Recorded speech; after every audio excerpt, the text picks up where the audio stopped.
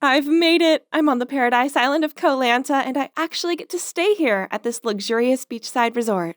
Hey, I'm Achara, a 17-year-old girl from Krabi Town, Thailand. As amazing as this place is, I'm actually not here on vacation. Instead, I'm here to reunite with the boy I saved 10 years ago. I almost forgot he existed until last week when I came across a Facebook post by Thomas, a famous British swimmer, searching for the mystery girl who saved his life as a child. Thomas is currently in Thailand for business, so here I am, eager to finally see him again. I was waiting by the gate when suddenly sounds of rolling suitcases came from behind me. I turned around to see two girls about my age standing there. Who are they? Before I could say anything, the gate opened and a friendly woman invited us inside. According to Mrs. Danvish, Thomas's housekeeper, he had a training schedule in another city and wouldn't be back for a couple of days. Then she introduced us to each other. The short-haired girl is called Sarai, and the longer-haired girl is Kanda. Dearie me, I must say that having 3 girls all claiming to be Thomas's savior came as a bit of a surprise. But I'm sure the truth will come out in the wash. Until then, please all stay here and make yourselves comfortable. So, those two girls are pretending to be me? Unbelievable! But no problem. Thomas would soon realize I was the one he was looking for and would kick those imposters out of here. I dropped my suitcase off in my room, then went downstairs for dinner. As soon as I sat down, Sarai spoke out. Stop acting. I know you two fakers are just pretending to be me so you can get your hands on Thomas's fortune. You're the fake one. Curly hair and a mole. You really have done your study, huh? OMG, these two audacious girls were getting on my nerves. At that moment, Mrs. Danvish entered, followed by the waiter with a trolley full of the most delicious-looking food I'd ever laid eyes on. Now that Mrs. Danvish was here, the two imposters immediately changed their frosty attitudes to their bright smiles and sweet-as-pie acts. Ladies, please help yourselves to food and drink. Then tomorrow morning, after you've all been well rested, we shall have a little chat. But how am I supposed to enjoy the food when I have these two vultures glaring at me? I quickly finished my meal, then rushed back to my room. I must be well prepared for tomorrow. The next morning, a maid escorted me out to the garden for breakfast. The other two girls were already there. On seeing me, Kanda scowled at me, while Sarai made a point of sawing her knife through her omelet. I was about to help myself to some breakfast when suddenly Mrs. Danvish appeared and said, Morning, girls. I hope you're all well rested. She sat down, then continued. Now to the main point. I'm rather curious and was wondering where you first met Thomas. Easy. It was here on this island when I was 10 years old. I was collecting shells on the beach when I met him. Busted. I was only 7 years old then, imposter. Gee, a careless move over there, Kanda. Thomas clearly specified in an interview that he'd been 8 years old and the girl who saved him was a year younger. Yes, I met Thomas when I was 7 years old. At that time, my father was a helmsman. I often followed him here, and once I spotted Thomas sitting alone on the beach. Feeling bored waiting for my dad, I came to say hi and hang out with them the whole day. That afternoon, Thomas got a cramp while swimming, and he would have drowned if it wasn't for me. I saved him, then my father and I took him to the hospital. Mrs. Danvish just listened silently, and when all three of us had finished answering, she said, Indeed, the girl in question was 7 at the time. So, Kanda. No, I just misremembered. See, I was only 7 at the time. I could easily get confused. Mrs. Danvish didn't say anything more after this, but I saw this knowing look in her eyes. Then, that night at dinner, there were only 2 places at the table set, and Kanda never made an appearance. Seems like things are getting serious. The next morning, I was making the most of my time here by lounging around on the beach, reading my favorite book, when someone blocked out the sun. I looked up to see Sarai smirking down at me. Enjoy yourself while you can, as you'll be the next to leave. As if! You may have memorized all the information from the newspapers, but that's not going to be enough to fool Thomas. You. I saw the fury in Sarai's eyes as she raised her hand to slap me. But, huh? Someone stopped her. Standing in front of me was a tall, handsome guy. Wow, who is he? Miss, violence is not the answer. Who are you to lecture me? Actually, I'm Eli, Thomas's assistant.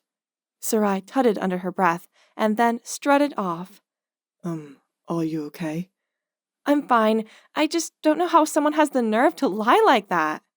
We continued talking as we strolled along the beach. Eli mentioned how I was exactly as Thomas had described me. Seeing as Eli seemed to be on my side, I took the chance to ask him more about Thomas, such as what his favorite foods, colors, and movies were. Yesterday I spoke to Thomas's housekeeper, Mrs. Danvish. She seems to know a lot about him, doesn't she? That's right. She was Thomas's nanny. Due to their busy schedules, Thomas's parents were often busy, so most of the time Mrs. Danvish was the one taking care of him. He's very fond of her. Then Eli showed me a picture of Mrs. Danvish hugging a smiley, young-looking Thomas. Oh, so he had blonde hair when he was little? I was so lost in thought, I didn't notice a rock and tripped over it. Eli immediately reached out to steady me. Then he asked if I was okay. Oh my God, what happened to me? Why is my heart thudding like crazy? That night, Sarai and I were sitting in the dining room having a stare-off as we waited for dinner, when suddenly a man walked in holding 2 bouquets of sunflowers. Thomas! Oh wow, he looks even more handsome in real life. My best friend Dara should have been here to see this. I told her to come here, but she wouldn't listen to me. Before I had time to greet Thomas, Sarai rushed over and hugged him. Then she pretended to get all emotional. Finally, we're reunited. Not a day has passed when I haven't thought of you. Thomas awkwardly pushed her away, then scratched his head. Let's have dinner first and then talk about this later. The food looked delicious as always, but I had a job to do. Only, whenever I tried to say something to Thomas, that awful Sarai interrupted me. Since our first meeting, the image of a cute, brown-haired boy has been imprinted on my heart. I noticed Thomas pause and exchange a knowing look with Eli. You mean blonde, right? She thinks you had brown hair because she's never seen you when you were a kid, and that just proves she's a fraud. Thomas looked at me, stunned, then turned to Sarai in disappointment as she blurted out, It's not like that. Please, hear me out. Without letting Sarai finish her sentence, Thomas sternly said, You know, I can totally sue you for impersonation and fraud. If you don't want to get in trouble, get out of here at once. Sarai looked like she was about to cry as she stuttered helplessly, then quickly got up and left. Thomas then grabbed my hand, smiled, and said, Finally, I found you. So he's weeded out the frauds. But why do I feel so guilty when I see his cheerful face? And what about Eli? Why do I find myself wishing it wasn't Thomas holding my hand right now? The next morning, I took Thomas to my hometown and showed him around. We were walking along the shore of the Krabby River when I saw Dara waiting. There she is. I invited her to join us. This is Dara, my best friend. Dara, this is Thomas, the guy I was talking to you about. Right then, my phone started ringing. Excuse me, I've got to take this. Go ahead, guys. I'll be right back. I quickly left, but did not forget to wink at Dara and whisper to her, I did my best. Now it's your turn. I took a stroll around the area and came back to see Thomas sitting alone, looking off into the distance. Where did Dara go? Seeing me, he stood up and said, Dara had something to do, so she left early. We should leave too. On our way back home, I couldn't help but ask Thomas, So, Dara told you everything, right? What do you mean? Oh, well, she did tell me about some interesting spots in the town. Oh man, that means Thomas still has no clue? Silly Dara. I put so much effort into bringing him here. Oh, hey, Achara. This suddenly came to my mind. When you took me to the hospital back then, do you remember what flower you gave me? Flowers. He got me sunflowers last time, so it must be... Of course I remember. I gave you a sunflower. I wanted to cheer you up. I was expecting a nod from Thomas, but to my surprise, he sighed and said, Actually, I just made that up. There were no flowers at all. Thomas's words got me wavered. I didn't want to end up in a position like this. Fine. If Dara chickened out of telling him the truth herself, then I guess I just have to do it. Thomas, I'm sorry. Actually... And so I told Thomas the truth. The one who saved Thomas that day was Dara, not me. And she's in a pretty tough situation right now. Ever since her dad's accident that left him unable to take his boat out anymore, Dara's family were in terrible debt. So, When I saw the article where Thomas was searching for his savior, I tried to convince Dara to come forward, as he might be able to help out her family. But I can't do that. I can't let him see me in this awful state. He would presume I was only after his money. No matter how much I tried to convince her, Dara still refused to go and meet Thomas. And so I decided to disguise myself as Dara and approach you first. Then I planned to reunite you here. And she agreed to all that? No, she didn't. I carried things out all alone. I kept asking Dara for more information about the past and then spent all my savings on hair appointments and makeup to fake a mole like hers. Then I lied to my parents that I was participating in a summer camp and went to Koh Lanta. I also arranged to meet her here today, but I guess she's still not ready to talk to you. Actually, when I saw Dara, I felt this strange connection toward her, but seeing the way she left like that, maybe she doesn't want to see me again. Oh no, what had I done? I want to bring them together, not drive them apart. Are things really just going to end up like this? It's been 3 days since then, and now here I am, nervously waiting for Dara in the airport lobby. I'd asked her to meet me here, but this doesn't look good. Does she really not even bother to say goodbye to me before I leave the country? Achara, seems like Dara isn't coming. I'm sorry, but we have to go. I gave a solemn sigh and pulled my suitcase when suddenly I heard someone call, Wait up! Achara! I turned around and saw Dara running towards me. Oh boy, what a relief! I quickly hid away my smile and put on a sulky expression. Oh, you're here? Thought you wouldn't come. Anyway, my boyfriend and I are off to London to meet his family. They're really eager to meet his savior, right, babe? Thank you for coming to send me off. Dara gave an awkward look. Then she took my hand and led me over so she could whisper, Achara, can I talk to Thomas in private for a minute? Yes, my plan worked. I turned to Eli and gave a thumbs up. Then we rushed off and left Dara and Thomas to talk alone. Did you really think I would let those two idiots give up on each other so easily? No way. I had discussed it with Thomas and planned to fake a cheesy farewell at the airport, and voila! Dara finally realized her feelings for Thomas in this hit-or-miss moment, and the two of them had a happy reunion. Yay! So, what about me, huh? Well, you don't have to worry, because I might have scored this cute, handsome assistant right here. Hey, my name's Kelly, and I'm so excited to start high school. Yes, I get it. Most kids my age feel the same way, but for them, it's all about proms, later curfews, getting their own car, and having a cute boyfriend or girlfriend. Okay, so those things sound great too, but the thing I'm most excited about is joining a cool club, a music one to be exact. You see, since I was little, I had this dream of being part of an awesome club like in Glee. Finally, school started. I was so eager to dive into this new environment, but it took me a few days till I could get a clue of where the music club office was or how to apply for it. No one seemed to know, to be honest, or maybe it's because I've only been asking freshmen who were just as lost as me. Anyway, after a lot of pacing the hallways, I found a room that said music club on the door. Well, it actually said M6 Club, as the U was missing, but it had to be it, right? I couldn't contain my excitement. I took a deep breath and pushed the door open. Hello, everyone.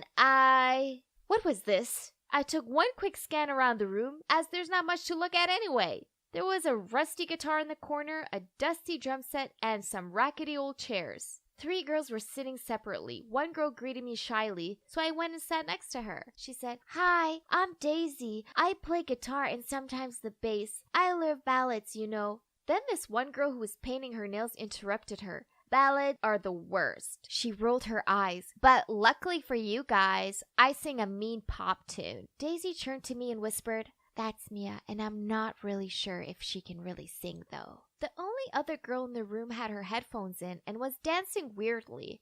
Daisy told me she was called Jill, and she could kind of play the drums. I looked around the room of misfits once again, and I'm not gonna lie, I was really disappointed. This wasn't what I imagined. I told myself it was okay, and that more kids might join up later on in the term. I mean, it wasn't the easiest club to find, so it might take some time. That's all. Besides, this was my chance to claim leadership here. So, without wasting any time, I gathered them all up for a little discussion. Then I started with introducing myself. Hey guys, I'm Kelly. I started play organ since 8. I've been trying to learn to compose songs too. There was not much reaction except for Daisy's shy claps. I then continued, "So, we should have a team leader, right guys? Let's cast our votes. Everyone will have a minute to talk about why they should be the leader." Daisy nodded her head. Mia rolled her eyes and mouthed, "Whatever." And Jill, well, she still had her headphones on, so I took the lead. Okay, so I'll start then. I think as the president of this club, I will... Mia cut my words. "Fine, you're it, whatever. Who else votes for Kelsey? Hands up." I started saying, my name is Kel. Mia raised her hand and then shook it out so her nails could dry. Jill raised her hand even though I don't think she actually knew what she was voting for. And Daisy raised hers while shyly adding, "I think you'll be a great leader, Kelly. I'm too shy anyway, so you'll have my full support."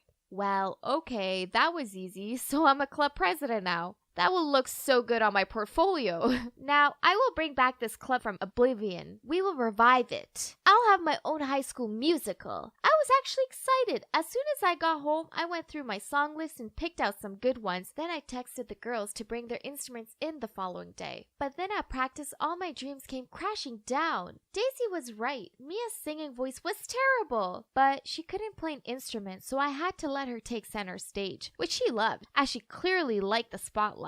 But then Jill folded her arms and refused to play. "She can't stand there. She's covering me entirely. The drum is the soul of the song. Duh, I should be center." This annoyed Mia and they started bickering. I left them to it and went over to Daisy. "Please tell me you can sing, can you? We gotta do something. Mia couldn't be the only vocalist. We'll be doomed." Daisy looked stunned. She shook her head continuously. No, I can't do that. It's already such a big challenge for me to play in public. I can't sing." I tried convincing her that she could sing backing vocals with me, and she'd be fine. In the end, she agreed, but only if she could wear a mask on stage. "What?" "Fine," I shouted. "Fine. Guys, Daisy, it's okay. You can put a mask on while performing until whenever you feel comfortable. And you two, no need to fight. I'm sure the stage is big enough for you both to be in the spotlight. This is just a practice session. No one is here to see you. Just put up with it for a bit. Then when we're on stage, we'll figure it out." They all mellowed down a bit, thankfully. Geez, talk about draining. So, over the next few weeks, we got to work, and OMG, what a clash of personalities. I felt like I was the glue holding us all together, and it was so exhausting. Mia wanted to practice in the morning, but Jill wanted to meet in the afternoon, so I suggested doing a morning one day and an afternoon the next practice day. Then there was a song choice. Mia and Daisy were keen on a Taylor Swift song, but Jill tried to rock it up and made it sound awful. I compromised by letting her have a drum solo in the middle of it. They were hard work, but the strange thing is, I was actually beginning to like them all. Mia gave us all style tips and even let me borrow her lip gloss. Jill always recommended us some really interesting Netflix series to watch. Daisy made us homemade snacks to munch on during practice while I helped them out with their homework. Besides all the bickering, there were definitely friendships blossoming there. The problem is our band sucked. We'd only performed twice during break time at the school basketball game, but no one even noticed us, not while the dance team was performing. They were so in sync, and this one kid could do the splits. I mean, how could we compete with that? Then finally, the prom came. This was our big shot. We prepared a lot and practiced hard for it. We even went picking out prom dresses together, thinking about how glorious we would all look on stage performing in these gorgeous dresses. Before our performance was the dance team's, so we couldn't set up our instruments beforehand since they said they would be in their way. So as soon as they finished, we had to rush on stage with our instruments. Trust me, this is not as easy as it sounds, especially when all of us, well, apart from Jill, were in long puffy dresses. Talking about Jill, she chose to wear this cape instead, and it kept on getting tangled up and messing her rhythm. Daisy was distracted by the lights, so she messed up all the notes, and me, while I was playing, suddenly my keyboard stand collapsed. I guess due to being in a rush, it wasn't properly set up earlier. I had to improvise and immediately sat down to continue to play, and then Mia was too into it and sang off-key while dancing, which made her out of breath. It was a literal disaster. Seriously, it was so bad the baffled crowd gave a mixture of chuckles and amazed gasps. This is not how I envisioned it to go. Afterward, we walked in silence back to the music room to drop off our instruments. Then Jill said, I told you the prom dresses were a bad idea. Not only did you sound awful, but you look stupid too. Mia was fuming as she replied, says the girl in the stupid cape. Since when has the Count Dracula look ever been good? Jill said, at least I have talent. You're tone deaf. I am not. It's not my fault I have terrible backing singers. Yeah, right, Mia. Was that what you call singing? All you did was dance and scream. This ain't a nightclub. Mia fought back. My fault? What did I do? It's all because all you played so awful, so I had to try my best to stir up the crowd. And you, she turned to me, were you on stage to chill? Who on earth sits while performing? Me? Now you're blaming me? You were the one who set up the keyboard stand for me. It's because you didn't do it properly. Lucky for you, my keyboard is still okay. Never mind, guys. Let's not. Hey, you guys should have taken care of your own instruments. Don't blame me. Even if I sang off key, it was because you guys played terribly. Who chose this song? It was too hard for us. Okay, let's stop blaming each other and focus on figuring out how to improve ourselves, or else I doubt that the school will let us perform in any event ever again. Again, isn't this enough to call it a day? This stupid club shouldn't even exist. I'm out of here. I quit. Me too. What a waste of time. Bye, losers. Ditto. Sorry, Kelly, but I can't do this anymore. I could only stand there and shout as they walked through the door. Guys, are you kidding me right now? Guys! Okay then, just leave. To hell with this club.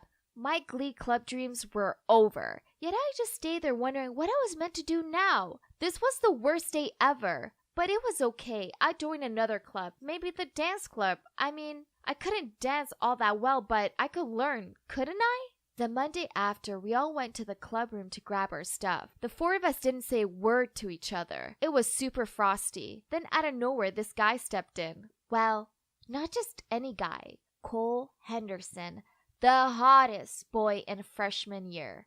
At first, I thought he was lost, but then he said, "Hey guys, is this the room for music club?" Hey, Alex. I felt someone tap on my shoulder. I turned around to see who it was and, it was Roxy, my crush, who also happened to be the most beautiful girl in the world. I figured I must have been in her way, so I quickly mumbled out, "Sorry," and stepped aside. But out of my surprise, she smiled at me and said, "So, a little birdie told me you like me? You know, I think it's cute you haven't made a move on me yet, not like most of the guys around here." I stared at her open-mouthed. Was I dreaming? I pinched myself to check. Nope. This was real. So I nodded my head and muttered out, yeah? My friend's having a party at their frat house on Wednesday. You want to come? Before I could reply, her friend Luke appeared, and grinning, he said, "Yeah, you just gotta come to this party." Roxy hit his arm while giving him a dirty look, then smiled at me. "So it's at number 19, starts at 9 p.m. I'll see you then?" I nodded in response, and she said, "Great, see you there." Then she winked at me before she walked off. So yeah, I'm Alex, your average second-year college student. And this is the story about how my crush tried to lure me into a seriously sinister trap. I guess I'm a normal guy. I'm not as rich and popular as the kids from the frat houses are. Instead, my room is in the regular dorms, and although I'm not ugly or unpopular or anything, I'm easily overlooked. So I kept my crush on Roxy a secret because she was way out of my league. She was so beautiful, this was crazy. How did she even find out that I liked her? I couldn't believe that she'd asked me out. This was mad. At first, I felt like the luckiest guy ever. But then as I watched Roxy walk back to her friends, I noticed them giggling, except for this one girl called Sophie. Meanwhile, Luke was making everyone high-five him. He was always a little odd, and he spoke to people in strange ways. Then I caught Sophie's eye, and she gave me a look that said, "Don't." Then she promptly looked away. Her jerky boyfriend Jack had his arm around her shoulder and was tugging on one of her trademark pigtails as he glugged back his drink. I had no idea what she saw in him. But what had her look been about? Back in my dorm, I discussed it with my roommate Ben, and he said it sounded like a setup. As much as I wanted it to be legit, my gut instinct was also saying that it was too good to be true. So the night of the party, I decided to take a look out my dorm window, as it's in the perfect location to get a clear view of the frat houses. I counted the houses down to number 19. Then I took out my binoculars, for which I used for field research studies, to take a closer look. The house had a large rainbow pride flag hanging from the 2 windows. This made me wonder why Roxy would want to go to a gay party. I saw a lot of feminine dressed men, and the only 2 girls that I could spot were far from attractive. And it seemed like they were a couple. And then there was Luke in the front yard holding 2 drinks and looking around like he was waiting for someone. Where was Roxy? I decided to check her social media to see if she'd posted anything. And I noticed she'd left her location open. She was in a nightclub, Diego's. That was strange. So I gave the party a miss, and instead Ben and I went to a student bar. I told him about it, and he said it sounded like I dodged a bullet. The next day I was sitting with Ben and some of my other friends in the canteen when Roxy stormed over to me and yelled out, "How dare you stand me up? Who do you think you are?" Luke appeared and said, "Yeah, why not show?" I just shrugged and said, "Roxy, I know you weren't there. Your phone location's public. You were at Diego's." She hesitated, then said, Yeah, my friend borrowed my phone. But what you did was so creepy, you stalker." As if. Roxy was never without her phone, so I wasn't buying her story. This whole thing didn't make any sense, so I sort of mouthed out, "Whatever, Roxy," then carried on eating my lunch. After that, she started making my life a living hell. She told everyone that I was stalking her, so random students started coming up to me and telling me to leave her alone. Then someone covered the dorm corridors in leaflets with a picture of my face and the word "stalker" written across them. I knew Roxy was behind it. It was so weird. But Luke was worse. One time after class, he sneaked up on me, grabbed my arm, and said, "Hey Alex, why you bail on my party?" I told him that I saw the party from a distance and it wasn't my thing, so he replied, "Hey, you got a probs with me being gay?" I shook my head and told him I didn't, but he still wouldn't let go of my arm. I was relieved when he finally let go of me, and I hurried back to my dorm. On the way, I spotted Sophie sitting outside on the shared bathroom. Hang on, why was she in a flood of tears? I asked her if she was okay, but she told me to go away. Although I didn't want to put my nose where it shouldn't be. But I wasn't heartless, so I left her my bottle of water before I walked off. I said, "If you want to talk about it, I'm here for you." I was unlocking my dorm room when I heard someone cough behind me. I turned around to see Sophie standing there. She thanked me for the water and she said she wanted to talk. I let her into my room and she sat on my bed. And staring at her feet, she said in tears, "I caught Jack and Roxy by the locker rooms, but when I confronted them about it, they just shooed me away." I sat down next to Sophie and hugged her. This was horrible. It looks like I've been so wrong about Roxy. She wasn't my dream girl at all. Instead, she was a nightmare. Sophie continued, "It gets worse. Roxy stole my assignment and submitted it as her own.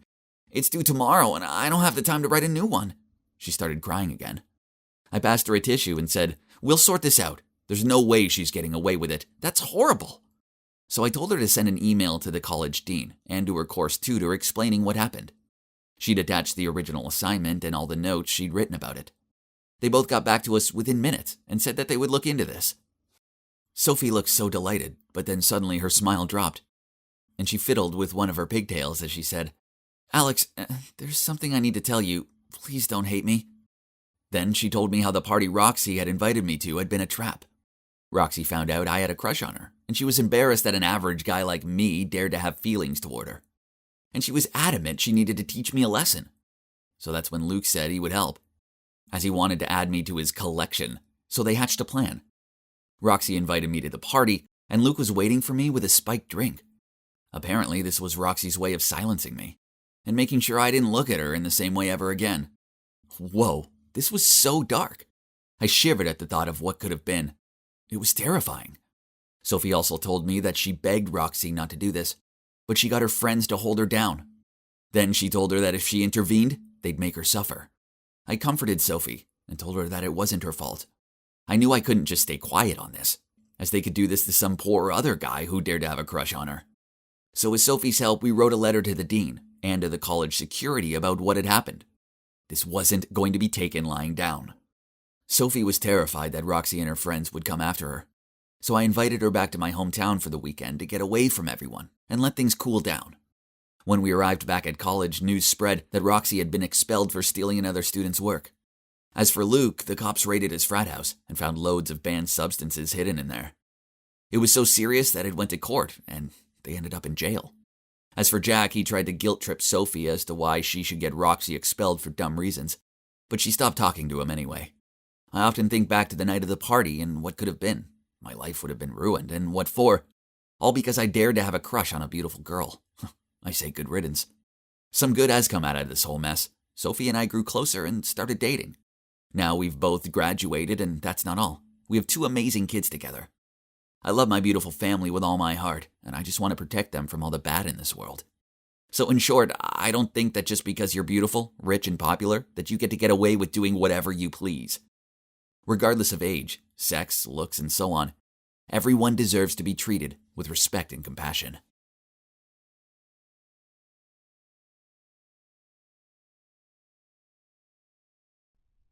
I walked into the cafeteria and gulped. The only free seat was next to Joanna, one of the weirdest girls in school. She was always sitting alone, and usually I'd avoid her because people said she didn't speak much and was totally shy. But somehow, I felt kinda sorry for her.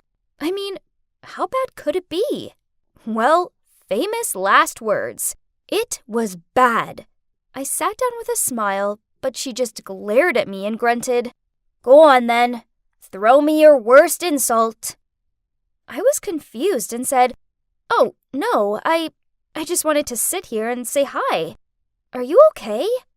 Suddenly, Joanna started speaking at 1,000,000 miles per hour, telling me that of course she wasn't okay and that she had to see a therapist every day. Then she showed me all the pills she had to take and said she had crippling anxiety. I was shocked. Overwhelmed with TMI, I felt uncomfortable and thought of leaving, but then she grabbed my hand and said, "We're friends now, right? I've never had a friend in my life before. You're the first person I've really been able to open up to. Not even my parents know how hard it is for me." Whoa, I couldn't leave her now. I patted on her shoulder and told her I'd happily be her friend. I mean, it would just be spending some lunch together or grabbing a coffee at most. It'd be fine. However, Joanna's interpretation of a friend was slightly different from mine. 3 days later, I got back from the library quite late, so I went straight to my room as usual and started changing, only to find Joanna right behind me as I turned around. I almost woke up the whole building with a scream of fright. "Oh, hey, roomie," she said with a big grin. What? This was insane. Roomie? What do you mean? But she just laughed and said she'd felt very lonely in her dorm on her own, and seeing as I had a double room, she'd asked the dorm supervisor if she could move in with me. I guess it wasn't so bad. I mean, I got lonely too sometimes.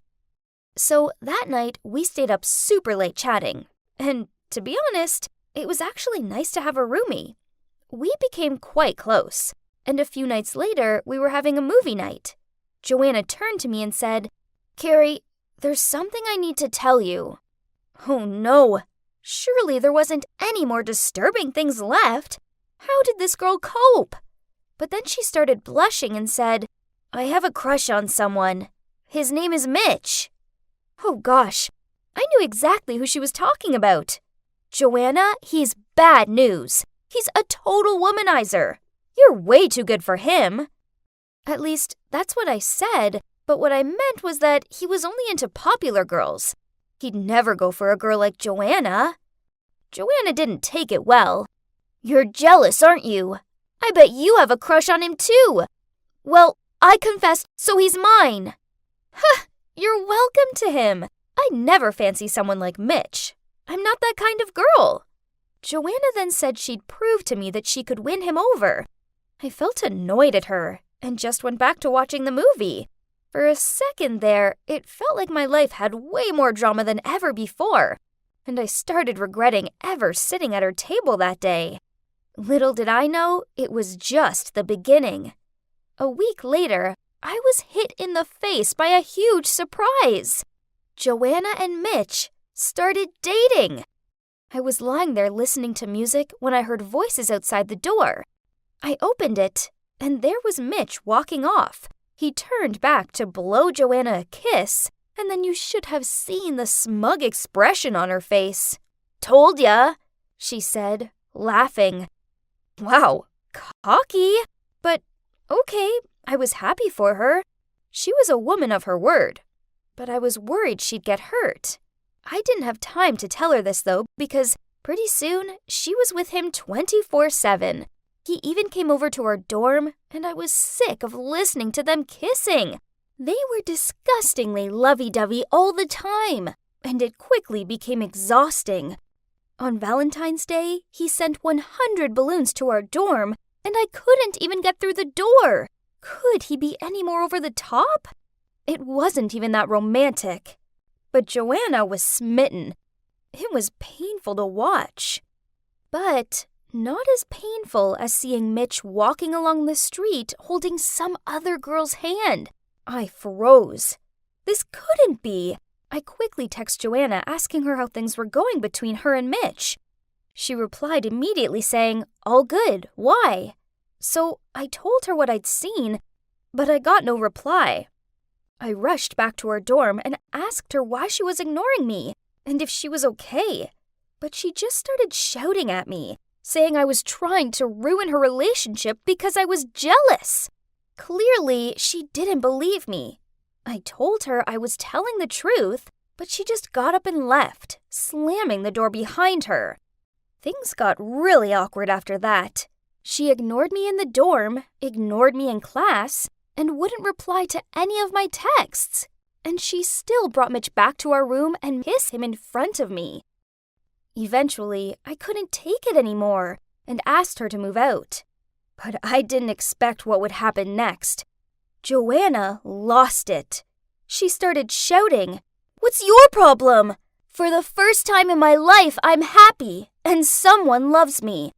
And there you are, trying to ruin this for me. And now you want to kick me out? It's not my fault you're single, Carrie. Maybe if you stopped being so jealous for a second, someone would like you back." I couldn't believe her. I wanted to scream. She was the worst. And the next morning, it got even worse.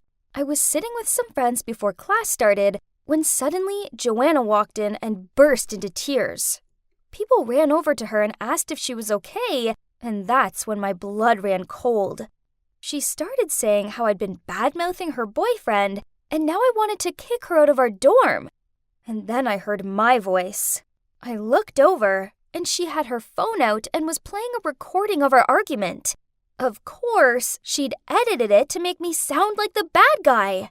Even my friends looked shocked, and Joanna told them all how I was a two-faced, good-for-nothing kind of girl and that I loved to gossip about everyone behind their backs. I tried to explain to everyone that Joanna was lying and that she was just angry, but everyone looked at me in shock. It was like they believed her. I was stunned. The next day, I noticed Joanna showing my friends some photos on her phone. They were screenshots of texts from me, but she'd edited them to create a total monster out of me. One time, Joanna had messaged me laughing about how my friend Valerie had the worst hairstyle ever, and I joked that she must have cut it by herself.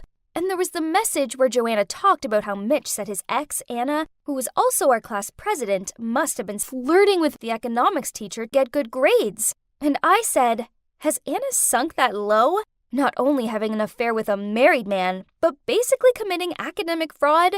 I don't think she would do that, though." But of course, Joanna had cropped out the last sentence, and she didn't show her parts in the conversation either. By that way, I looked like the worst friend ever. I tried to tell them what Joanna was doing, but they were too hurt to believe me. But that's not all. You see, Joanna had sent these messages to the whole school. For the rest of the day, people were coming up to me and telling me I was nothing but a mean girl. And then at lunch, I went to sit in my usual spot with my friends, and suddenly they all jumped up and left me there alone. I could hear everyone whispering about me. And then the most popular girl, Amy, came over to me and said I was a disappointment to this college. and I didn't even deserve to be here. I couldn't hold back my tears, so I rushed back to my dorm. But standing there with her arms folded, blocking the door, was the dorm supervisor. She said that she'd received reports about my behavior and that I had 1 week to move out of the dorm. I didn't understand. What had I done? Apparently, people had told her I wanted to get her fired. And then I remembered Joanna saying those exact words and asked me how she could report to the manager. So I'd sent her a text explaining how to report her. Oh my gosh, she'd even used that against me? This was too much. I went to find Joanna. I was furious. She was ruining my life. When I got to class, I planned to show everyone our full chat conversations, unedited. But I didn't get the chance because Joanna was sobbing hysterically, and everyone was comforting her. She was saying how living with me was torture, and that she had to take medication to deal with me. Enough! How dare you! I screamed. Why are you doing this to me?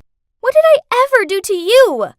Joanna, of course, started crying even louder, and everyone stared at me like they wanted to kill me. I walked out of there feeling completely empty. I'd lost my friends, my dorm, my reputation, and every last bit of dignity, all because of that snake. I still didn't know what I'd done wrong. The more I tried to understand it, the more everyone defended Joanna. It was useless. No one listened to me. Eventually, I ignored them all, moved out of the dorm, and acted like Joanna didn't exist. Fortunately, I made some new friends that loved and trusted me and never twisted my words. As for gossiping about me that everyone else still did, I learned to block it out. And then about 4 months later, I got an email from Joanna. I was shocked. She said, "Carrie, I'm sorry. You were right all along. Mitch was cheating on me, and I should have listened to you. Please forgive me. I'm begging you. I'll do anything to make it up to you. I'll confess to everyone. Please, let's just be friends again. I miss you." Ha! Not in a million years. I deleted the email right away. There was nothing that she could do to ever make it up to me. She'd ruined my life, and I was done with that toxicity. Good riddance.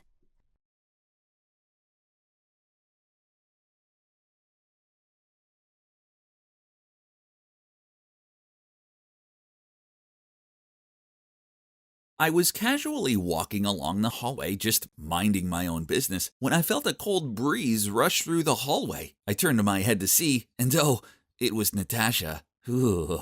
I didn't mean to look her in the eye, but I did. Oh no, was she going to hit me? Panicked, I quickly glared down at my feet. My heart was thudding with fear, and inside my head, I repeated, "Please don't hurt me, please don't hurt me." But to my relief, she walked past me. Phew! Hi, I'm Marcus, and you might be wondering why I'm so afraid of that girl, right? Well, there's a reason why her nickname is Silent but Deadly. She's the tallest girl in the school, intimidating, and she never utters a word. The school was full of rumors about her, such as how the last kid who messed with her ended up in intensive care. Nobody, and I mean nobody, should ever look her in the eye, not unless they want to end up unconscious. I definitely just had a lucky escape. Thankfully, not all the girls in my school were as terrifying as Natasha. Nope. Instead, there was this really cute girl named Naomi. She's beautiful, sweet, and gentle. Only, she's also super popular and is dating Nicholas, the captain of the basketball team. So I just kept my feelings to myself and carried on with my life. But wait, where's my notebook? I guess I left it back in the science lab. So I rushed in there and, oh no, Nicholas was there and he was reading my notebook. I quickly grabbed it off of him, but it was too late. He'd already taken pictures of the song lyrics I wrote about my feelings for Naomi. Blast it! So let me get this straight. A nerd like you dares to daydream about Naomi? But we have a problem here. She's my girlfriend. Don't you know that? Wait, it's not like that. I'll stay away from her, I promise. Nicholas gave me this unnerving look. Ugh, no good thing could ever come from a look like that. I braced myself for what he was about to do next. You have to do everything I say, else I'm gonna ruin your life. Huh? Was he being serious? Judging by his devious smirk, yup, he was 100% being serious. I want you to ask Natasha out. Make sure you do it in front of the whole class. What? Natasha? That scary girl? How could I? If you say no, the entire school will know about this. Then he waved his phone in front of me. Ugh, that vile Nicholas. But I couldn't risk my song being sent to everyone, so it looked like I had no choice. So the following day, I walked over to Natasha's desk and asked her, Natasha, will you be my girlfriend? The whole class was silent. Then they burst out laughing. She glared at me. Ugh, this wasn't good. I winced, preparing for the death punch. But instead, she led me out into a corner of the hallway. Then she gave me this weak smile, followed by a nod. Oh my God, did she just agree to be my girlfriend? This is crazy. It was completely beyond my expectations. But, whew, at least I was still alive, right? And that's how I ended up dating the scariest girl in school. She never spoke to me, not even a word. So I just helped her with her studies and carried her stuff around. We also exchanged numbers, but we only chatted through messages. Then one day when I was on my way to have lunch with Natasha, Nicholas strolled over to me and told me I had to take her to the cinema to catch this awful-looking rom-com, which didn't seem like her thing at all. But what other choice did I have? Nicholas' words were orders. So I asked her over lunch, and to my surprise, Natasha smiled, then gave me a big thumbs up as agreement. When I went to pick up Natasha, she was already waiting for me on her porch. She walked over with a notepad. Curious, I asked her why she had it, and she wrote, I won't be able to text you during the movie, so this will have to do. Yup, Natasha has always been different from everyone else, so I didn't ask anymore. During the film, I noticed Natasha was crying, so when it was over and we stopped for lunch, I teased her.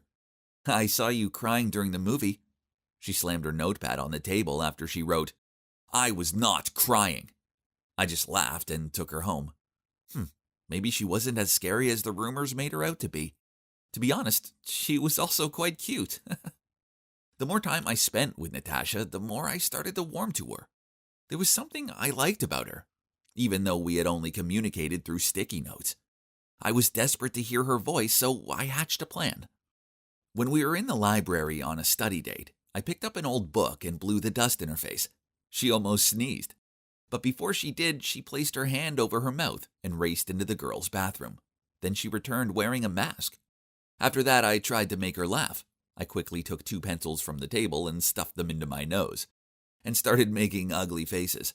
But Natasha just glared at me and handed me a note. If you continue to do these ridiculous things, there will be payback. No way was I giving up. So the next day, when I saw her by her locker, I rushed over to her and began imitating the voices of the minions. I thought it would definitely work this time, but no, instead she punched me in the arm. Ouch! Yep, I now learned that the rumor about her inhuman strength was not an exaggeration. So I just gave up and our relationship continued. Then one weekend, when I was at Natasha's house to study, I went down to the kitchen to get a drink, just as her mom returned from the grocery store. As I helped her unpack, we started talking. She told me about Natasha's love of collecting glass art, the pieces of which filled the house. Then her mom touched my shoulder and thanked me for making her daughter happy again. Oh man, this was awkward. Now I felt super bad. To divert the convo, I asked if Natasha talked at home, but she just smiled and replied, Natasha's such a quiet kid, right?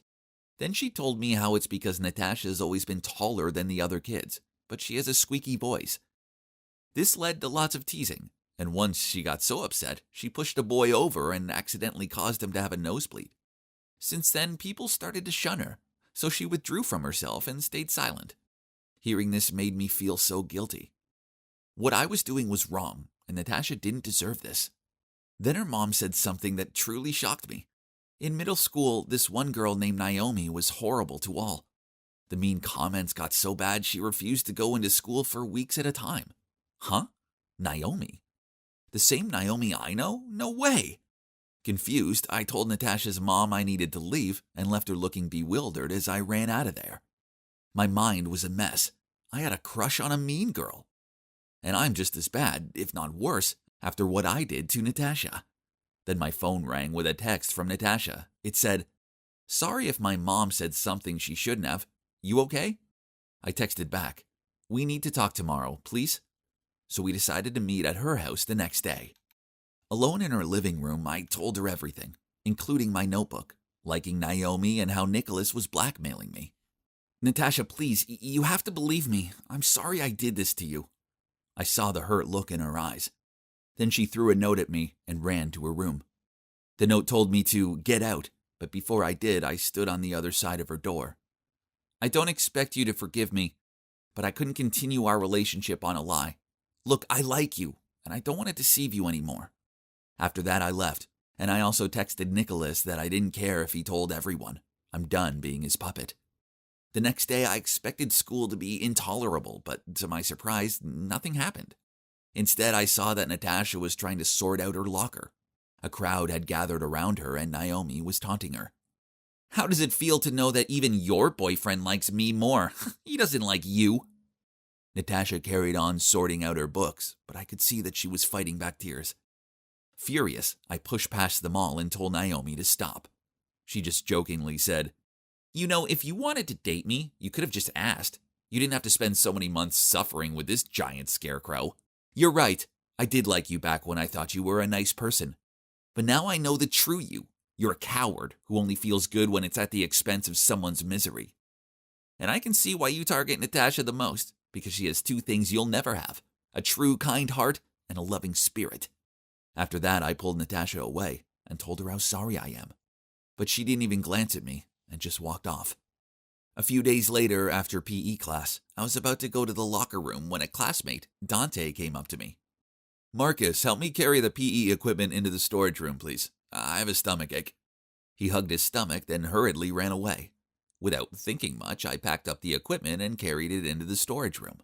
As soon as I put it down, I realized that Nicholas, Naomi, and some guys from the basketball team were waiting there for me. "Oh, well, Marcus, do you really like that weird Natasha? Didn't see that coming."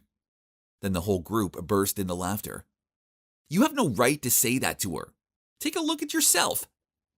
"Whoa, are you defending her?" Then she turned to Nicholas. "Babe, show him who's the boss here." Then she pulled out her phone and started recording. Nicholas smirked, then grabbed my shirt collar with one hand and reached out his fist to me with the other. I tried to struggle but couldn't get out. He was too strong. Knowing I was doomed, I closed my eyes and awaited his punch, but suddenly a loud shout came out. "Stop!" I opened my eyes to see Natasha and a teacher standing in front of the door. Turns out she overheard Dante bragging to some kid about Nicholas's plan. So she came to my rescue. I looked at her gratefully, but she turned away to avoid my gaze. Meanwhile, Nicholas hastily released my collar and lied to the teacher that we were just chatting. But of course, he didn't believe him and summoned them all to the supervisor's room. After that incident, Nicholas, Naomi, and the rest of the basketball team were suspended from school for 2 weeks. They deserved it. But who cares? I have more important things on my mind, such as winning back Natasha. I knew that her birthday was coming up, and I remembered how she loved glass art. So I bought her a glass art figure of Cinderella's glass slippers with a ticket to senior prom and a card saying, "Thank you and happy birthday. I know what you did doesn't mean you forgive me, but I want to be your real boyfriend. So I left you a ticket for senior prom. If you come and dance with me, then I know you'll give me another chance. If not, then I know that it's over. But remember, you are a special person and deserve the best." The night of prom came and I was stuck there all alone, feeling like a fool. This sucked, but after what I did, it was what I deserved. I didn't want to stick around here without her. So I was about to leave, but then my classmate tapped my shoulder and gestured for me to turn around. OMG. It was Natasha in the most beautiful crimson red dress. She walked over to me and then reached out her hand to ask me to dance. And of course, I accepted. As the song came to an end, she leaned in and whispered to me, "Thank you, my hero." I can safely say that was the happiest night of my life, as it led to me having the best girlfriend ever. Oh, also her voice is actually really cute, although she does get annoyed with me when I tell her that. Too much studying and not enough sleep was making me feel like a zombie. Chocolate would help, right? So I drowsily walked downstairs. Huh? Why was my whole family there with their suitcases? Are you guys going somewhere? Yes, Colorado for a ski trip. That's awesome! You're the best, Daddy! Not you, Helen. You have studying to do. And this is a special award for Christine for winning her scholarship. What? So you're just going to leave me out because of some meaningless grades? This is so unfair. Ugh! Whatever. I don't even need them to go with me. Shh. Come here. And I'm gonna let you in on a secret. I can go to the ski resort by myself and have way more fun. But how, you ask? It's called lucid dreaming.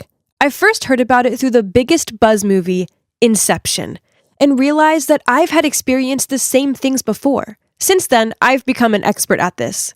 So before I go to bed, I just have to write a script saying where I want to go, with whom, what I want to do, and 3, 2, 1. I'm asleep and living my best life. In fact, I could say that those beautiful self-designed dreams are like meditation to me. Because, to be honest, my real life is tedious. No matter how hard I tried, I was no match for my younger half-sister, Christine. In my dad and grandma's eyes, a child of a doctor in physics, as well as a grandchild of a history professor, should automatically be a walking encyclopedia or something. But unfortunately, I didn't excel at the academic side of life. Ugh. They treat Christine like this precious gemstone and me like some boring old rock. Every week usually entails her getting excellent grades or winning some reward, then all of my family lavishing her with gifts and praise, while I'm treated like an outsider in my own family. Ugh! Just thinking about it makes me want to scream. So, they want me to stay home and concentrate on tomorrow's test, huh? Nah, you wish. So instead, I grabbed my pen and started writing tonight's awesome dream script. Let's see. That's right. The obnoxious Roger dared to heartlessly throw the candy I gave him in the trash, even though he'd been flirting with me. What a jerk. I will definitely retaliate against him tonight. Lying in bed, I closed my eyes and repeated this sentence. I'm going to kick him out of my life. And you won't believe it. In the dream, he kept chasing me like crazy, but I totally blanked him. Helen, wake up! Time's running out! My best friend Gabby kicked my chair and I jolted awake. Oh no, there were only 5 minutes left. I frantically ticked on the paper and hurriedly submitted it to the monitor. Hey, did you not get any sleep or something? Well, I stayed up late writing the script for my dream. It was worth it as I got payback on Roger. What if you get a bad grade? Never mind. I'll be fine when I come home tonight with an A+ dream. But things turned out not to be as simple as I thought. That afternoon when I arrived home, I was about to sneak up to my bedroom to write my next amazing script when someone grabbed my bag strap and pulled me back. It was Grandma and Dad, and both of them seemed to be mad. How long are you going to live like this? Education is important to this family, yet you don't seem to care. Do you realize this week alone your teacher has contacted me 3 times? But Dad, I really don't like those boring subjects. I only like no more drawing or writing your silly stories. You need to focus on your studies, else you'll end up a useless person like... She suddenly stopped, which made me curious. Like who? But neither she nor my dad said anything. They just quietly walked away, leaving me alone. Honestly, I never wanted to disappoint them that much. So this time I was going to try my best to not let them down. Dad! Grandma! Look! I got a B+ in my math test. No one cared what I said. My stepmom cuddled Christine and looked at her with sparkling eyes. My wonderful daughter. I know the top student award is just a piece of cake to you, unlike someone else. Then she turned to me and tutted, Helen, please, you're making a show of yourself. That's embarrassing. My face fell, and I forced back tears. But I tried so hard to get this grade. A B+ is nothing to be proud of. I chucked my exam paper in the trash, then stormed up to my room. It didn't matter what I did or how hard I tried. This household would always treat me like a loser. Dream on, Helen. Go back to your happy place. In front of me was the crimson sunset sky. I'd been scripting this moment for so long, lounging lazily on the beach without anyone complaining. But suddenly the sky darkened, and the inky clouds seemed intent on swallowing me. Huh? What was going on? This wasn't a part of the script. Terrified, I ran into a forest, but it was so dark and spooky here, and I tripped over a branch and fell. Ouch! As I rubbed my ankle and started crying my eyes out, suddenly a strange woman appeared. She took me into a wooden house at the end of the forest and gently helped bandage me up. This woman, well, she didn't scare me at all. Instead, I felt warm around her. Curious, I tried to take a closer look at her face, but then I suddenly woke up and realized tears were rolling down my cheeks. What a strange dream. I immediately drew all the things I'd seen, that forest, that house, but strangely, I couldn't remember that woman's face. Why are you drawing all this nonsense? My dad snatched the sketch from my hand and looked at it frowning. It appeared in my dream and... Get rid of them all. From now on, if I see you wasting your time on these stupid drawings again, there will be consequences. This was too much. I couldn't live without drawing. It was the only thing keeping me sane. I had to get out of here, live my way. Forget them and their stupid standards. I would create my own world. I planted myself in Gabby's room, and this is where I've been for almost a week. Luckily, Gabby's parents are totally chill with me staying. As for my family, they haven't messaged me once. And yes, dreams do go on, but now I dreaded going to sleep as my lucid dreams were still all messed up. Sometimes beautiful, sometimes bad, and for the most part, it did not turn out the way I wanted it to anymore. Until one day, that creepy forest appeared again. No matter how much I screamed to wake myself up, I still couldn't get out of that nightmare. Panicked, I kept running and running in the hope of finding a safe place till I saw that woman. And once again, she reached out her hand to help me. This time, I wouldn't miss my chance. I looked carefully at her face, remembering every detail, and as soon as I woke up, I drew her. Wow, I didn't know you watched this kind of show. Gabby giggled. What show? Look, she's a celebrity. She hosts some TV show that my mom watches sometimes. So, that woman is a real person? If so, I have to find her. I didn't really know what was going on, only that there was something tying me to this woman and I needed to figure this out. Luckily, Gabby has an uncle who works at the studio, and he gave us special passes to meet this host in the flesh. When the cameras stopped filming, she turned and saw me, and her eyes widened in alarm. Helen? Helen, is it really you? Then she rushed over and hugged me. Huh? What did she just say? We didn't know each other, and the weird thing is, this hug didn't feel strange at all. Instead, I felt the same warmth as when she'd taken care of me in my dream. As she loosened her embrace on me and gave me this beaming smile, I said, and you are? Darling, it's me, your mother. That's when I realized something. Of course, she was my mom. Look, we had the same eyes. Needless to say, this was a huge shock. We hugged each other for a long time in tears. Then Mom took me backstage, got me a glass of water, then she told me everything. So after I was born, Mom once got caught up in a cheating scandal. Dad was angry about the damage this would do to his career, so he kicked her out of the house and wouldn't let her see me. A long time later, she found out that Grandma was behind everything, just because she didn't approve of this marriage, so she came up with that plan. But why didn't you ever try to find me when you've always been living this close? Oh, no, sweetie. I've always kept an eye on you. One time, years ago, I saw you playing in the park. You had your hair in pigtails and... I tried to approach you, but your dad threatened me. He is a very powerful man who's actually capable of destroying my life. And I didn't think it was fair to drag you through all of that. But things have changed now. I'll never leave you alone, ever again. I strolled into the house like normal, and everyone stopped what they were doing and glared at me with disgust. Oh, you're back. If you're not prepared to study properly, then don't bother staying. I took a deep breath, then said, You can't treat me like this anymore. I try my best, and it's not fair that you punish me for just being me. So I'm leaving, and I'm never coming back. Psst, where will you go? That's when Mom walked in. Oh God, you should have seen the looks on their faces. Grandma actually looked like she'd swallowed a swarm of wasps. I stood by and let you manipulate and control me. Well, no more. I'm taking my daughter, and we're going to have the life we both deserve. Then, ignoring their angry words, she grabbed my arm and led me out of there. So that's the I'd just climbed back into the room when suddenly I heard a voice. Jasmine, how come you're only getting home now? I turned around to find Emma standing there. That's my business.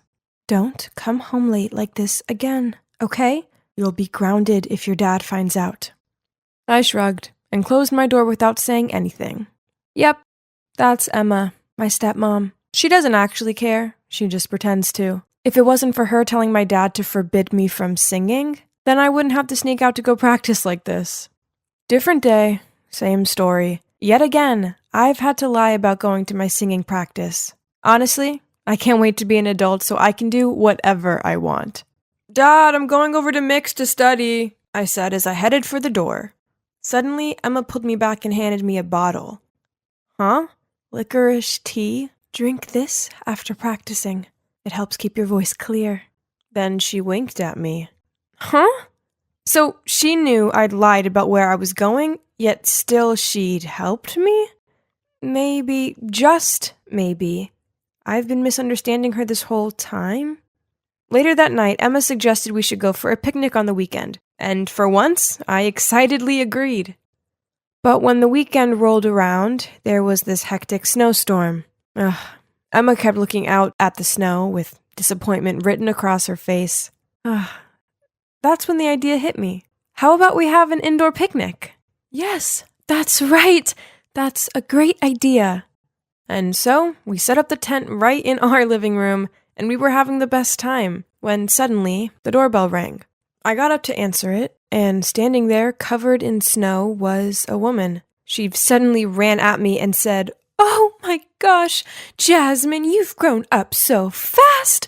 I've missed you so much."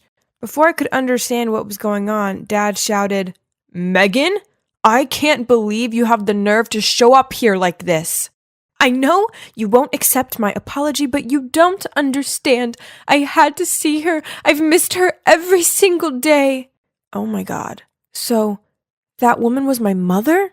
I couldn't hold back my tears and ran straight over to hug her. I swear I'd been waiting for this moment for years. Mom gently stroked my hair and then turned to my dad. "Can I stay here for a while? Just to make it up to my beloved daughter after such a long time being apart, Elvis?" "Are you joking? Get out of my house!" "Dad, please let her stay. Please." But no matter how much I begged, Dad wouldn't give in. And so I turned to Emma for help. "Elvis, just let her stay here. If Jasmine wants to be with her mom this badly, we should let them have some time together. Come on, darling." I looked at Emma with so much appreciation, then turned those puppy eyes towards my dad, and eventually he reluctantly nodded his head. "Yay!" I shouted and led Mom to my room. From that day onwards, I spent most of my free time with her. We went to the movies together, shopping together, and honestly, it was the happiest I'd ever felt. One day, I was listening and humming along to my music when Mom came in. "Wow, so you also love singing?" It must be genetic. Back then, if I hadn't been so passionately obsessed with music, which drove your dad crazy, I might never have left you like that. Now I regret it so much, Jasmine. I put my arms around her and softly said, "After all these years, I still think about that lullaby. Can you sing it to me?" "Which one?" "I sang you many lullabies back then. It's Don't Know Why by Nora Jones." "Oh, right. That one." Then she started singing. I swear to God, her voice was like an angel. But strangely, it didn't give me any of the feelings I had as a kid. Was it because I have grown up? While I was absorbed in my thoughts, I suddenly saw Emma's shadow at my doorway. But when she met my eyes, she hurried down the stairs. Huh? Why was Emma crying? I was so confused. "She must be jealous of our relationship," Mom said. Yeah, probably, since she'd been married to my dad for 3 years, but we'd never been close. That evening, when I went to the kitchen with Mom to set the table, she suddenly shouted, "Oh my gosh! Why did Emma make chicken parmigiana? Doesn't she know that your dad hates this?" Then she took the plate and threw it in the trash, saying she would order takeaway instead. Huh? Dad hates this? He always complimented Emma on her signature dish. Before I could react, Emma entered the room. As soon as she saw her chicken in the trash, she glared at Mom. Things then got so awkward. Emma had skipped dinner. Mom also tried to start a conversation with Dad a few times, but he ignored her. I felt so bad for Mom. In my dad's eyes, there was only Emma now. But my mother had done nothing wrong. She just wanted to pursue her passion. Later that night, I was heading to the pantry to get some snacks when I heard Emma yelling at Mom. "Megan, for old time's sake, I didn't bring up anything from the past, but you can't just do whatever you want." How dare Emma yell at my mom like that? As soon as Emma left, I ran over to my mom asking her what had happened. She hesitated for a while, then told me the whole story. It turned out Mom and Emma used to be in the same band when they were young. And since Mom was always the lead singer, Emma had begrudged her ever since. Perhaps she has never gotten over it. I didn't expect Emma to be so mean. So from that day on, I began to show my attitude towards Emma. I didn't let her go to the parent-teacher conference like I had promised before, and I even forbade Mick, my best friend, from talking to her every time he came over. Mom, how did you and Dad meet back in the day? Well, back then, your dad was a waiter at the lounge I used to sing at every weekend. We quickly fell in love and started leaving love letters for each other at our secret spot. Ew, how cheesy. It's called romantic, you silly. At that time, we put our initials at the end of every letter. Suddenly, there was some noise at the door, and I turned to see Dad standing right behind us. What do you mean, our initials? It represented our two favorite characters' names from that movie. Yes, it was the initials of Monica and Quincy in the movie Love and Basketball. Dad gaped at Emma in surprise as she continued. I was the one writing letters to you that year. But when I got to the meeting spot, I saw you and Megan together, so I left. Dad and Emma looked at each other, then turned to stare at Mom. Actually, back then I liked you so much that I pretended to be Emma, but it's not that important. In the end, you were still into me and we got along really well, right? I can't believe you'd lie to me like this for all these years! Then Dad angrily left the room, followed by Emma. As for Mom, she was sitting there, tears pouring from her eyes. Okay, so Mom was definitely in the wrong, but did Dad need to treat her like that? Who doesn't make mistakes from time to time? And anyway, it's because of my mom's mistake that I'm even here, right? From that day onwards, the atmosphere in the house was so intense. Dad ignored Mom, and Emma always gave Mom hateful looks. Until one day, I'd just gotten home from school when I saw my dad excitedly running towards me saying, "Emma is pregnant. You're going to have a little brother or sister." Wow. I'd always wanted to have a sibling. I couldn't believe it. So that night, my family threw a party to celebrate, and Mom also congratulated Dad and Emma. And thanks to that, the tension between the three of them started to ease. Phew. But a few days later, for some reason, Dad found out that I'd lied about going studying with Mick. He was furious and grounded me for a week. I was sullenly playing on my iPad when Mom entered the room. Emma must be the snitch. Now that she's pregnant, she wants Dad to be angry with you, so he'll give all his love to her and the baby. Well, that just made sense. The other day, I'd even seen Emma whispering something to Dad, and as soon as he heard it, he got mad. Ugh, such a two-faced woman. I had to sort this out, and so I set up a fun plan for my stepmom. One time, I made her orange juice using powdered cheese, and she ended up spitting it out all over Dad. Then I unscrewed the shower head to add blue food coloring, and that's how I gave her a Smurf makeover. It was hilarious hearing her horrid scream from the bathroom. Another time, I snuck into Emma's room, trying to put flour in her hairdryer. I was rummaging through the bedside table looking for her hairdryer when suddenly I saw a DVD labeled Jasmine 0311. Huh? What's this? Why was my name on it? Curious, I went back to my room to play it. And then I couldn't believe my eyes. On the screen, Emma was carrying a baby and singing a lullaby to her. This melody, Wasn't it the song Don't Know Why? So that baby was me? But Emma couldn't sing, could she? Her voice was weak and sounded hoarse. What did this mean? I rushed to show my dad the DVD. Emma told me not to talk about this, but since you already know, I won't hide it anymore. Then he told me everything. Turns out my mom left for a rich man when I was only 2 years old, and it was Emma who came and helped my dad take care of me during my younger years. Oh my gosh. What? So all those memories of my mom's warm hugs and lullabies were all actually of Emma? A feeling of guilt welled up in my heart. I had to do something to apologize to Emma, so the next day, I asked Mick to go to the mall to help me buy her a gift. As I was passing a coffee shop, I suddenly saw my mom sitting with some guy. Without thinking much, I quickly pulled Mick to a nearby table and eavesdropped on them. Honey, how's the money? You know how pushy the creditors are, and they're getting kinda aggressive. Don't worry, it won't be long now. My daughter's on my side. She'll help me kick her stupid stepmom out. Then my ex-husband will soon follow her wish and volunteer to give me money. What? What was going on? Had Mom come back just for Dad's money? I was about to go confront her when my phone rang. It was Dad. Jasmine, go to the hospital right away. Emma is in the emergency room. By the time I got there, I saw my dad sitting outside the ER with his head in his hands. After a while, the doctor came out and said, "Both mother and baby are okay. Next time, please pay more attention to the patient's food allergy." How could you eat stuff you're allergic to? You must be more careful, okay? Yeah, Emma always took good care. It didn't make sense. Unless my mom... I was about to tell Dad about what I'd seen at the mall when Mom suddenly appeared, eagerly asking about Emma's situation. Unable to stand her pretense any longer, I shouted, "Mom, drop the act. It was you who did all of this, wasn't it?"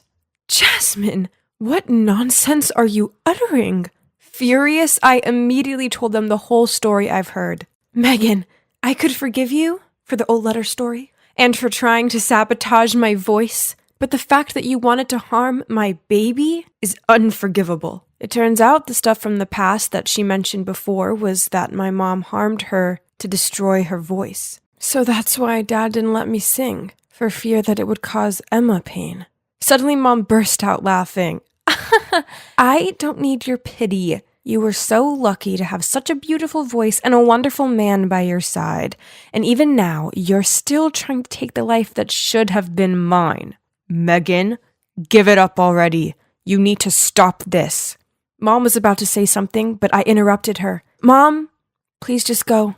I'm so ashamed to have a mother like you. Then I burst into tears. She got up and left, without even so much as a glance back at us. Emma took me into her arms. I was afraid that you would be disappointed. That's why I hid everything from you. I'm sorry for treating you so badly. She gently patted my head, and I felt like I was back in my childhood, where she'd held me and sang lullabies. It was so comforting. Finally, peace has returned to my family. I'm so fortunate to have Emma as a stepmom, and pretty soon, my little bro or sis will be here, and I can't wait. So, my dream of conquering Hollywood and becoming a world-renowned actress is finally beginning. Today is my first casting. Oh boy, I hope it runs smoothly. Now I just have to change my clothes. I heard that Jenny Sinclair is here too. She's bound to get the main role, as her billionaire dad is too influential for her to not to. Ugh, you mean Jenny? The talentless eye candy? She's nothing special. Her dad's loaded, and it's rumored her mom is a famous actress. But after giving birth to her, she abandoned her for a movie role. This is so unfair. How are we meant to compete with some rich girl with a paternal sob story? Yes, I'm Jenny Sinclair, the daughter of billionaire Rod Sinclair, and the rumored daughter of a mysterious famous actress. People think growing up in wealth means my life is super easy. Wrong! My dad refuses to talk to me about my mother, hence, even I myself don't know who she is, and Dad is also completely against my acting dreams. You see, I definitely needed to win this role on talent. Then they'd all take me seriously. It's almost my turn. I'm so nervous. The movie's called The Servant, so the main role is for the part of this maid, and Mrs. Sharma, a veteran actress who had just come back from Hollywood, will play the role of the ruthless mistress. This is it. Fingers crossed I don't forget my lines. Next, Jennifer Sinclair. Ignoring the buzzing gossip behind me, I confidently stepped onto the stage and smiled at Mrs. Sharma. She seemed a little surprised when she saw me. Fetch me a cup of chamomile tea. I was walking with the tray when... Oops! I tripped and fell, and the cup shattered across the floor. You incompetent girl! You do realize that cup was worth more than you are? Huh? This wasn't in the script. Stunned, I just stood there with a confused look on my face. Poof! Miss Sinclair, how are you supposed to be an actress when your reactions are this abysmal? Acting is also about improvisation, not just learning the script by heart, young lady. Jenny, you clearly didn't do your research, as you're clueless about this character. I regained my composure, hurriedly apologized to Miss Sharma, and begged the director to let me try one more time. I don't have time for this. How can a young girl who was born with a silver spoon in her mouth ever understand the life of a maid? Please leave. Other contestants are waiting. So, my dream casting became a nightmare. Ugh! It felt like the whole world was laughing at me. Miss, please get up. You need to eat something. Please don't be down. There'll be plenty of other opportunities. No, that was my big chance, and I blew it. Lucas Hemingworth hates me. That basically means the whole industry will now shun me. Oh, him. My aunt's his housekeeper, and she said he's a horror to work for. He's fired 5 housekeepers within the last month, and now nobody dares apply. Don't let him get you down. Everybody knows how obnoxious he is. Did you just say Lucas Hemingworth is looking for a maid, and you know the housekeeper there? That's right, but this is the perfect way to show him that I'm not just a pretty face. I might seem like a spoiled rich girl. I sure still can play the role of a maid better than anyone else. Please help me, or else I'll go on a hunger strike. Before she had a chance to reply, I grabbed the glass of milk and glugged it all in one breath. Okay then, we have the deal now? Hey, it's me, Jenny. I pass for a maid now, right? Remember what I told you, and never set foot in the master's working room without being asked. Now go to the warehouse and get me the box of Christmas decorations. Ugh, this box was so heavy.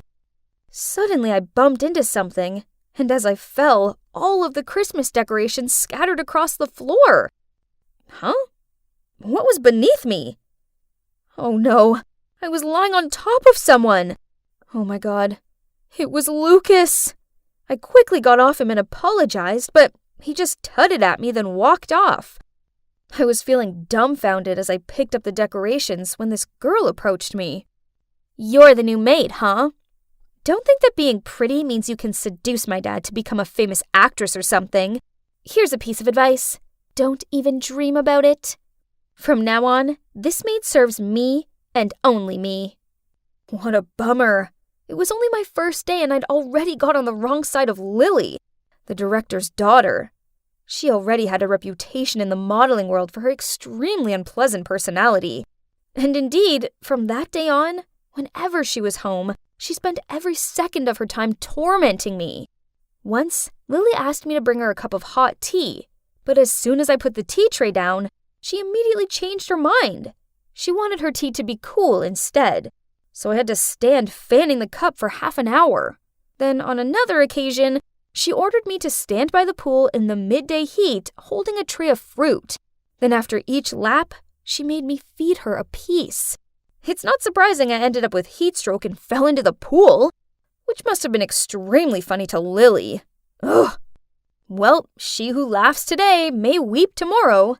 The next day, while watering the roses in the backyard, I caught sight of Lily acting out the part of the maid in front of her father through the living room's window. It seemed that she wanted to take the lead role in the movie too. I think you should just focus on your commercial advertising projects. You haven't learned the lines, and your fake crying is terrible. Do you even know which book this movie is adapted from? Then he just left, leaving her with her tantrum. At that moment, Lily caught me standing there laughing. So, as punishment, she ordered me to clean every single book in the library. Ugh! Whatever. I liked books anyway. Standing on the ladder cleaning, I happened to see the original copy of The Servant, the book the play is based on. I took it off the shelf, when suddenly, the sound of the door opening startled me. I quickly put the book back and tried to climb down the ladder, but then I misplaced my footing and... Firm hands grabbed my waist and guided me onto my feet. They were wearing a hoodie, mask, and sunglasses. OMG, had a thief just saved me? Who are you? How did you get in? This is trespassing. Do you realize whose house you're trying to rob? And you, do you know who you're talking to? Thief. Ridiculous. Then he pulled down his hood and took off his sunglasses and mask. Oh God, it was Jack Jerome, the hottest actor on the scene right now. Before I could react, Lily's high-pitched scream startled us both. Jack, you're here!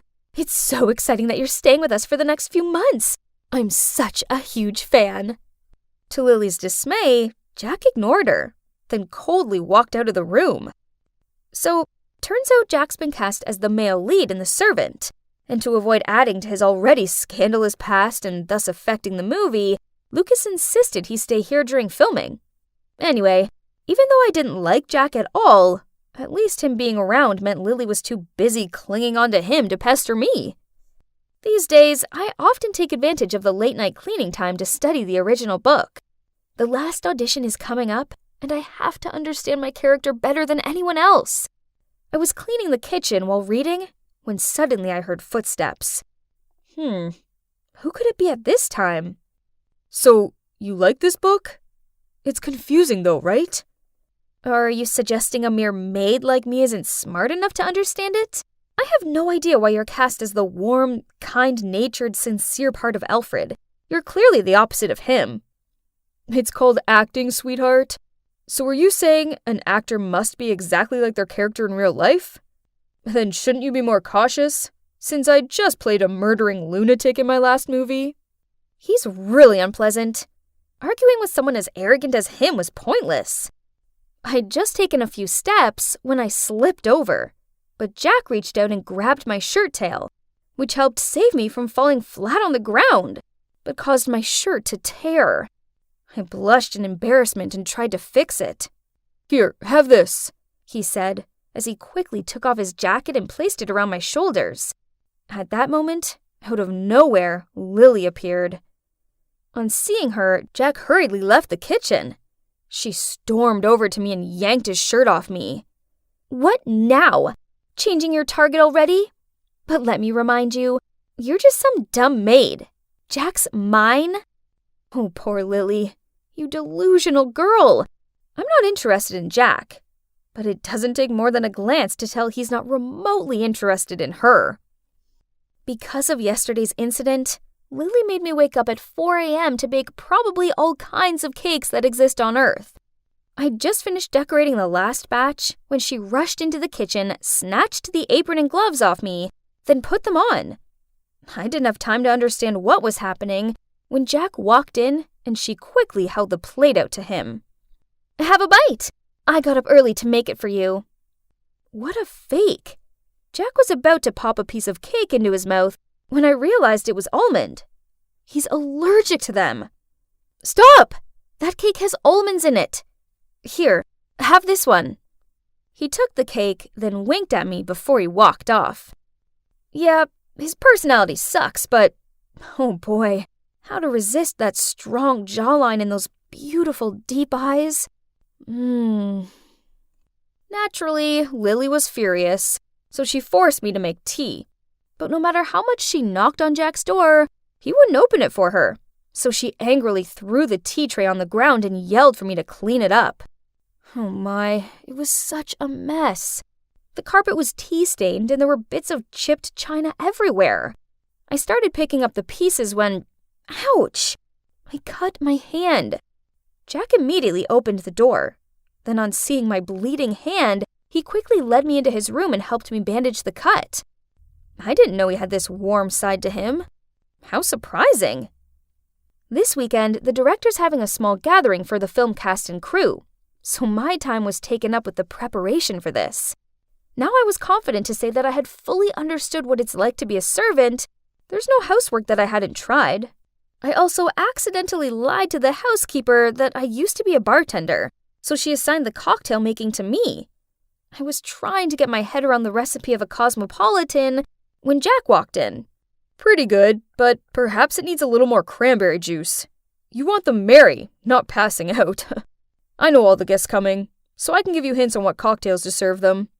That's a good thing. I could ask him more about my future co-stars. The two of us talked passionately about wine, cocktails, and the servant book. Turns out he's actually quite sweet, and nothing at all like those ego-driven swine the press portray him as. While talking and drinking, I felt a little dizzy. Suddenly, Jack approached me. Actually, I find you quite captivating, so you can quit playing around now. Playing around? Huh? You think I like you? You're drunk. I was about to leave when Jack stopped me. You're always falling over in front of me. You remember my almond allergy? You're reading the book I'm cast as the lead in. If you don't like me, how come you've been with me this whole time? I looked at Jack confused. Honestly, every time I faced him, I felt my heart skip. Seeing me blushing, Jack gently lifted my chin and placed a sweet kiss on my lips. Right then, a scream made me jump and almost fell over again. Ah! What on earth are you two doing? I frantically ran out of the kitchen, leaving Lily screaming behind me. I sat outside by the pool until I regained my composure. That was unexpected. My first kiss was with Jack, the scandalous actor I hated the most. I think I needed to leave before things became even more complicated. After composing myself, I went back to my room to start packing, and saw my clothes were thrown across the ground, and there, sitting on my bed with a smug look on her face, was Lily. She waved my passport and script in her hand. Jenny Sinclair, it appears I know your secret. How humble of you to lower yourself to play a maid just to get a movie role. Imagine the scandal if the press found out about this. No one would dare to cooperate with a snake like you. I angrily grabbed my things back, but it didn't work. Lily even pulled out her phone to film and threaten me. Do what I say, else this video goes viral. Then not only will your daddy dearest know you've been scrubbing toilets all day, but imagine the damage your lies will do to his precious reputation. Gah! She was messing with the wrong girl. My method acting experience was over. I was done being her puppet. It's time she realized who's the true master of this game.